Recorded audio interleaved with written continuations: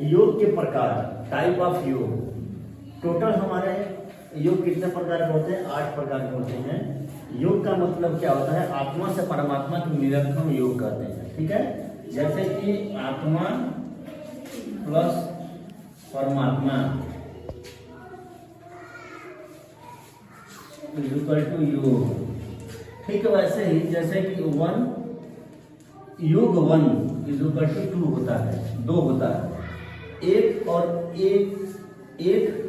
योग 1 बराबर 2, 1 और 1 जोड़ के 2 हम जैसे कर देते हैं, वैसे ही आत्मा और परमात्मा के दोनों को जोड़कर हम योग करते हैं। आत्मा और परमात्मा के मिलन का योग कहते हैं। योग हमारे टोटल 8 प्रकार के होते हैं, जिसमें कि पहला चतुर्योग है। चतुर्योग के 4 प्रकार, नाम से ही हम इसको देख सकते हैं।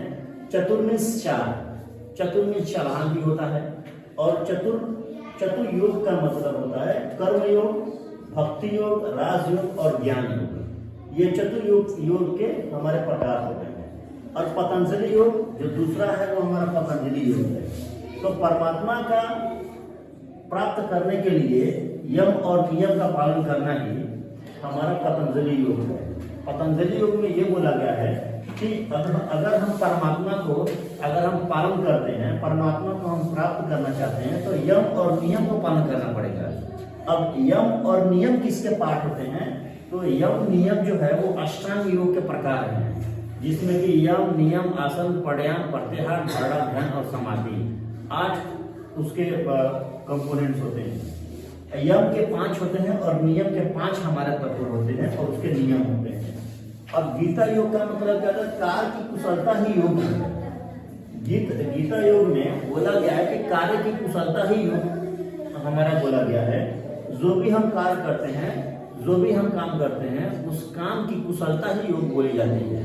जैसे एक छात्र और एक स्टूडेंट का काम क्या है कि उसका कार्य यही है कि वो अपने स्टडी और वो अपने पढ़ाई को किस तरीके से फोकस करके अच्छे तरीके से उसको कुशलतम तरीके से प्राप्त कर सके, शिक्षा को ही हम गीता योग बोलते हैं। अब अष्टांग योग, अष्ट का मतलब 8 प्लस अंग, 8 के अंग, जैसे यम, नियम, आसन, प्राणायाम, प्रत्याहार, धारणा, ध्यान और समाधि, ये हमारे अष्टांग योग होते हैं। अब हठ योग का मतलब क्या होता है कि शारीरिक क्रियाओं की पूर्णता आती है।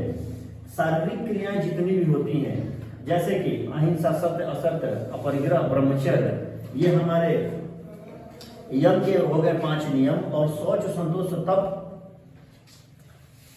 100 अध्याय और ईश्वर परिअध्याय, ये हमारे नियम के हो गए।